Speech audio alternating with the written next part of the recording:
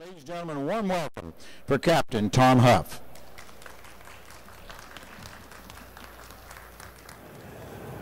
Well, gosh, it's a real honor to be here today and a part of the AMA Expo this year. Now that we're introducing guest speakers and trying to provide some different things at this venue, it's great to be here. I'd like to thank the Academy. How often do you get to say that? I'd like to thank the Academy. Oh. Jeff Nance, obviously, for inviting me. I appreciate he and his team and the work that they've done. My goal in this presentation is to take you on a little bit of a journey.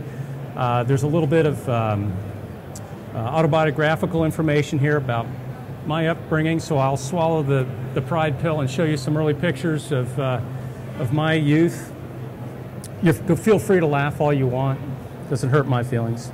But I think what Jeff and I realized when he came to Patuxent River, Maryland to interview me was that some of the themes that I talked about resonated with the AMA campaign this year about getting the bug.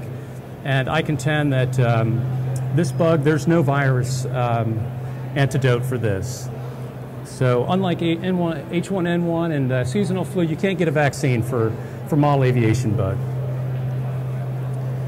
And after all, we're all just big kids at heart anyway, and I've never left model aviation behind. Pez, anybody? Pez? No. I'm not going to move into a little bit of my background in model aviation. I started out, like many people, building plastic models and rockets. My dad introduced me to that. And then I kind of went off on my own from there and drug my family in at that point into radio control. But one of my themes today is to really talk about those people that had a positive influence on us, our mentors.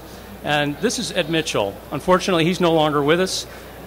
He lost a courageous battle with cancer back in 1997, but he was my middle school shop teacher.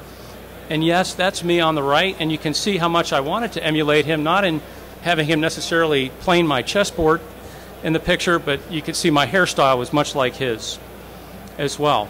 A master craftsman by his own right. In fact, he was actually doing some work for Bob Violet and carving plugs for fiberglass molds. Now, when I met Ed, I was into the model airplanes. He had already done RC airplanes, and he had moved on to radio-controlled sailboats. Ed, not doing anything small, actually got the line drawings from Sparkman and Stevens and carved a solid plug for the 1967 and 70 Intrepid 12-meter yacht, and I'll show you pictures of that later. So, of course, I had to show my dad this work that he was doing when we were making the mold for this sailboat, and we went to the middle school and immediately walked into the smell of fiberglass resin throughout the whole middle school. So I'm sure Ed was making a lot of friends at Oakland Mills Middle School in Columbia, Maryland, with all the fumes from his model building back there in the shop. And it didn't end there, because he was shooting epoxy paint back there too on many occasions. My first RC airplane was a Sig Cadet. Now, I mowed a lot of grass and did a lot of babysitting to start my venture into radio control modeling. And unfortunately, I don't have a picture of the completed model. That's not mine at the bottom. That's actually my uncle's, because we had actually built 3 of these over the years. But that's my brother there holding the tail together. We were very excited about how this airplane was coming together and getting it done, and I made it look exactly like the box cover. There was no change. And then, unfortunately, that airplane was lost, never to be found again when I was trying to teach my dad how to fly it, which soured his interest in radio-controlled modeling. So I guess that's my fault. But as a side project, I started a business, mail-order business, with World Engines and SIG. So you could almost consider me a pioneer in online or mail-order type activity, which I'm sure the local hobby shops don't appreciate. But it was really my major goal to get that expert radio that you see there on the right. And I started out with the 5-channel radio on the left, a single-stick radio. What was interesting about this radio was the fact that the throttle is right there on the left-hand side. So it's not like a typical single-stick radio that you actually cradle with a throttle on the side of the box, which is more intuitive. This one you still held like a Mode 2 radio, but you had to spin the knob to control rudder. So it was a little bit awkward in those first single-stick radios. But I really like that expert radio. And boy, have times changed with the Asian invasion now with all the radio equipment that we have. So again, because I was a big fan of all the SIG products, I continued to build their kit series with the Commander and the Cougar. Great airplanes, really enjoyed flying those. And I did tissue paper and dope on those airplanes. So like Ed Mitchell, I made great friends with my mother when I was doing dope work down in the basement, and it went into the air handler and throughout the rest of the house. And a lot of people can empathize with me on this one. The Cessna 150, also a SIG kit down on the bottom right, was my first attempt at doing epoxy paint. So I built a spray booth in the garage and sprayed epoxy. Unfortunately, back then, we really didn't appreciate the hazards involved in handling these kind of materials, and so I shot epoxy paint without a respirator on, so no telling how many years I took off my life doing that. And at that time, too, I was also flying in Louisville with the River City Radio Controllers at EP Tom Sawyer Park, a great place to fly. But I really had a yearning to fly full size, and so even though I love model aviation and still do, really I had a strong desire to continue on and fly full size. So I started taking flying lessons when I was 14. I soloed just after my 16th birthday and got my license just after my 17th birthday. And I like to tell people that I was able to solo an airplane before I was able to solo a car. Again, I pleased my mom in this because she was the one that had to drive me to the airport so I could fly by myself. And she still bites her nails to this day knowing that I'm out at sea flying airplanes and trying to land them on postage stamps in the middle of the night.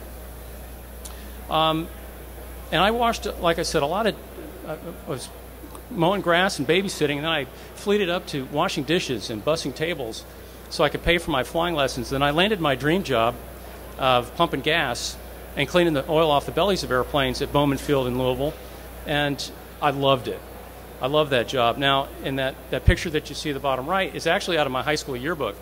When they do the profiles on the senior class, there was some cold winters in Louisville back then, and pushing airplanes around on 6 inches of ice wasn't much fun. I really loved the summers there, and flying was a real blast. And we have a family tradition that once you earn your private pilot license, that you take your dad as your first passenger, and so that's what I did.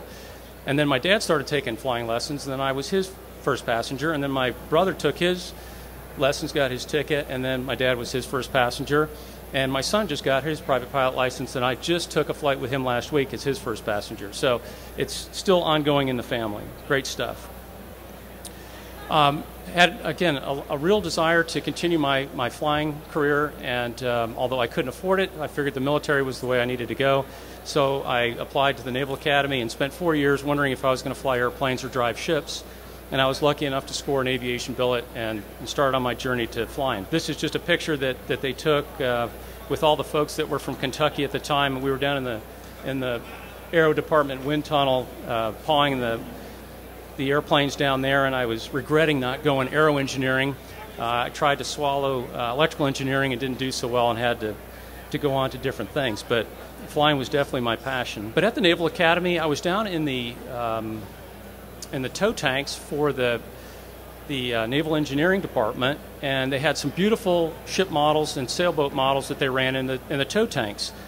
And I was thinking to myself, wow, wouldn't it be interesting if Ed Mitchell was still teaching at Oakland Mills Middle School in Columbia, and I could get an Intrepid model to sail here in Annapolis while I'm here.